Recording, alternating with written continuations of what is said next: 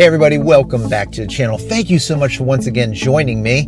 Today is not tea time, we're in the car. Actually, I am waiting for some stuff to get printed and cut. So I'm waiting outside, and instead of me driving around, I know last time people gave me crap about driving and recording, but everything is okay. I'm not looking at you and I'm driving. We should be all right. My concentration level is all right.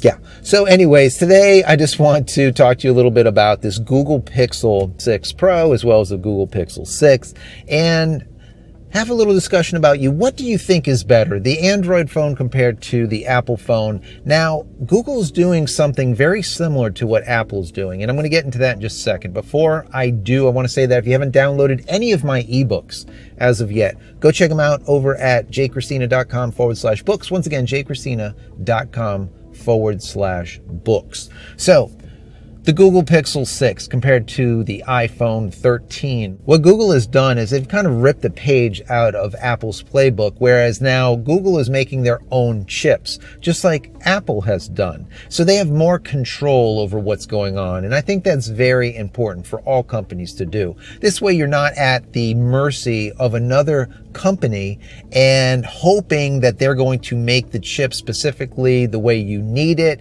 and if they do, what is the time frame? Also, can you make changes as quick as if you were doing it yourself in-house? And the answer to that probably to all is no and no and no and no and no. So it's always good to make your own chip if you have the money to do it.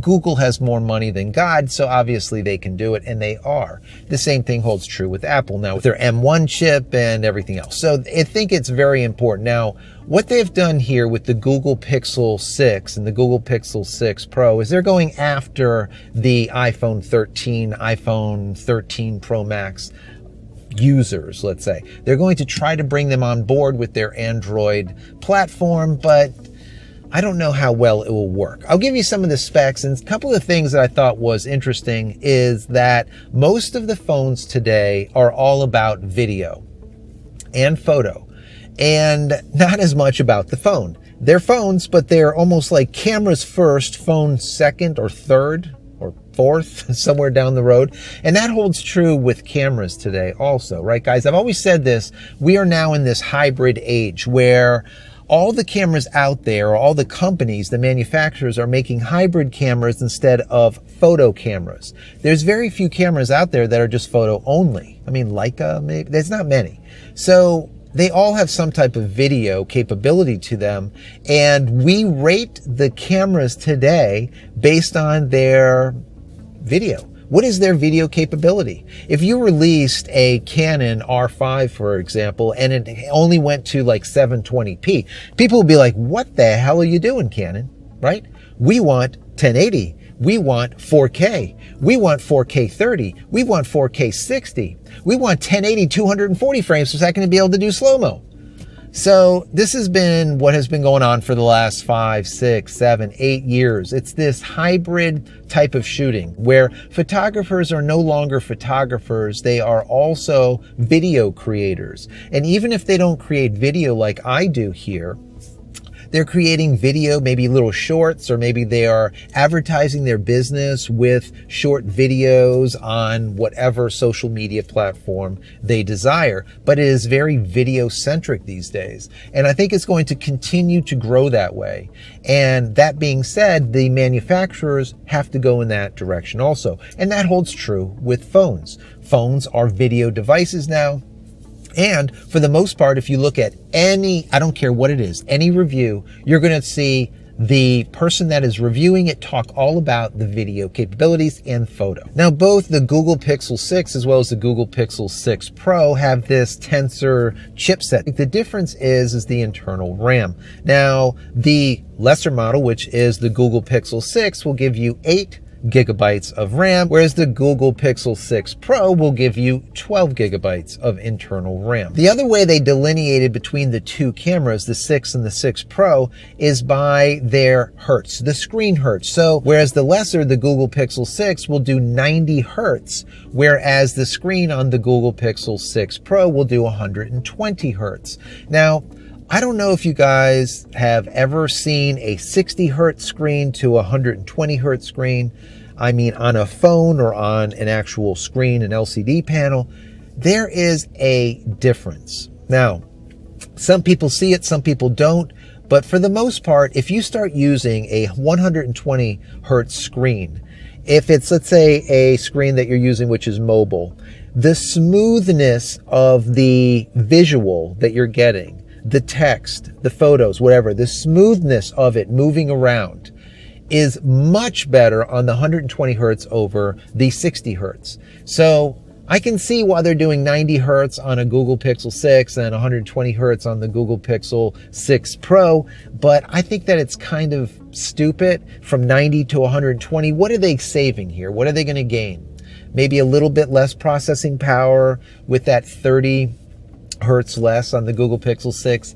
I would say not much. All of the new iPhone 13s, doesn't matter if it's the Pro, Pro Max, whatever, I think that they're all 120 hertz. Don't quote me on that. I could be wrong, but I think that they are. And if that's the case, I think Google should have done the same. There's no reason to go 90, in my personal opinion. Now, when it comes to the camera itself, and that's what a lot of us want to know about, and this has to do with their front side facing as well as their back side facing camera.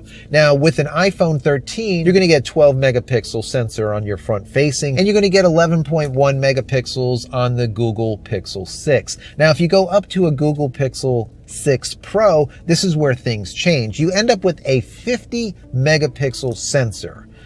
That is a lot, guys. Whereas the iPhone 13 Pro Max is still, I believe, at 12 megapixels. So iPhone or Apple has stuck with that 12 megapixels for years and years and years, whereas a lot of the other manufacturers, Samsung included, have gone to larger and larger megapixels. But the problem with this is, and I'm sure a lot of you know it, megapixels are not just megapixels and more is better. Better megapixels is better than more megapixels. And a lot of people don't understand it. Some of you guys do. So if you have 12 megapixels and they're very big and they're good megapixels, they're going to end up doing better as far as capturing an image, dynamic range, color, and all the rest in comparison to, for example, this one at 50 megapixels, like over 4 times as many more megapixels, but still on a little tiny sensor. So you're going to end up with smaller pixels.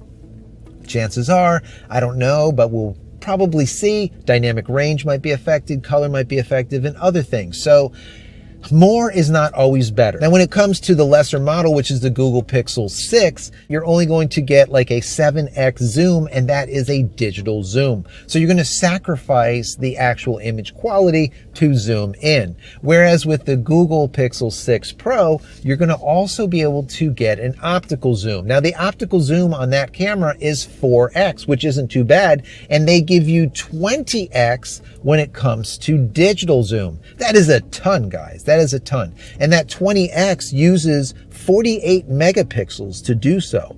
So that is a lot. 48 out of the 50. That is a lot of megapixels at 20x. So how is that image going to look? I don't know. We'll see on the reviews if it looks good. Does it look bad? I'm personally not a fan of digital zoom. If I can't zoom in with a optical zoom type of option, I'm not going to zoom in unless it's an emergency. Why? Because everything starts looking like crap. That's just it. There's no two ways about it. Now, what we do see with the majority of these phones is this AI, the advancement of the artificial intelligence or computational photography, computational videography that's going on. That's how Apple will get that blurry background, right? But if you look in there nice and tight, you can see that it's kind of guessing. It's doing the best that it can. It's not perfect. And you, for the most part, can see when computational photography is in play. But it's getting better and better and better. And as these chipsets get better and better and better, that's what a lot of the manufacturers are doing to get a better image as well as better video, computationally, through software. Okay, and this is what's going on with the Google Pixel 6, and the same thing that holds true with the iPhone 13 Pro, Pro Max, or whatever. They're doing a lot of software-based enhancements, let's say, in the phone. Now, as far as the memory, you're going to be able to have the same type of options as you do with an iPhone: 128 gigabytes, 256 gigabytes, 512 gigabytes. These are all options that you can use. Now, a lot of people go with more and more gigabytes on the phone itself so that they can do what?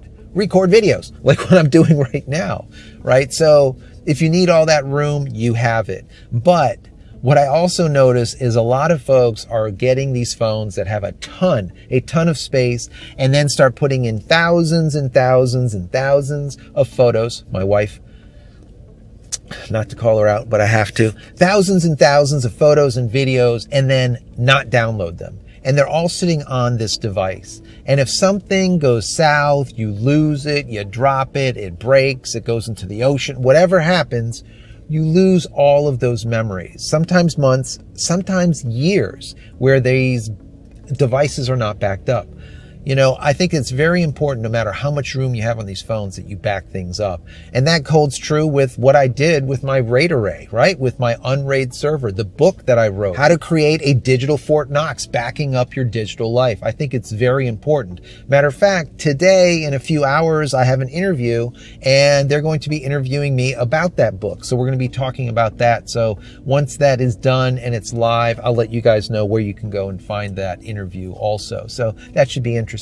But back to the phones. The price difference between the Google Pixel 6 and the iPhone is about $200 difference. Instead of paying $10.99 for a iPhone Pro Max, you're going to pay $8.99 for the Google Pixel Pro. And the same thing holds true with the iPhone to the Google Pixel 6, the lesser version. So instead of $5.99, which you'll pay for a Google Pixel 6, you're going to pay $7.99 for your iPhone 13 Pro. Now, one of the things that I was reading, and I want to get your thoughts on it, is Google said that they are going to maintain the OS for 3 years after development. So when this phone comes out, 3 years after that, they're going to stop development on that phone, on that OS.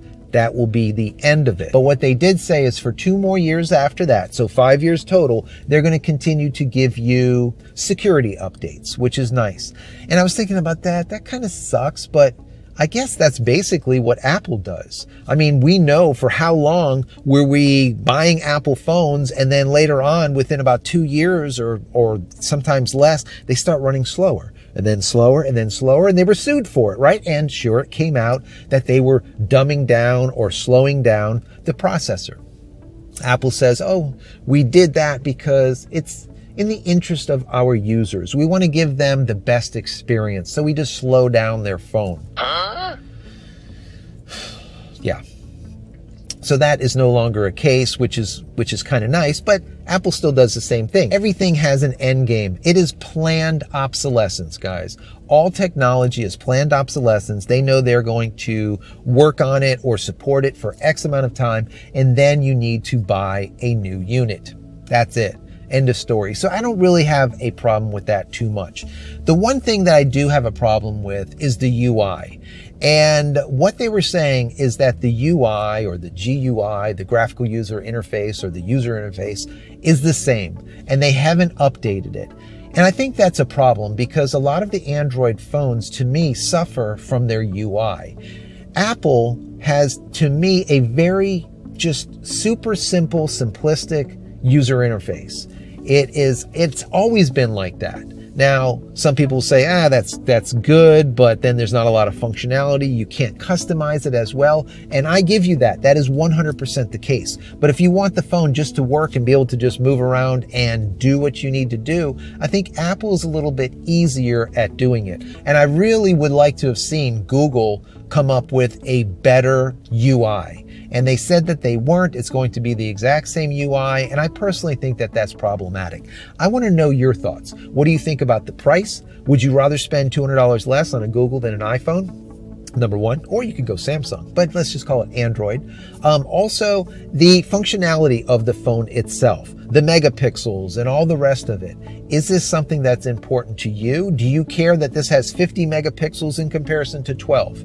Or do you not? Do you use your phone more for video than photo? Or do you use it for more photo than video? Where do you stand? I think this is very interesting because a lot of folks are now moving into this video space, and it takes up a ton of room, a ton of space.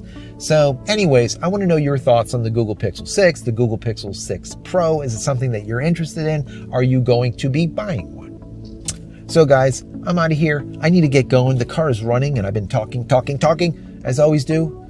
If I don't stop, I'll just go on for like an hour. Sorry guys. Anyways, many blessings to you and your family. Stay safe, stay healthy, and we'll see you in the next one. Take care, guys.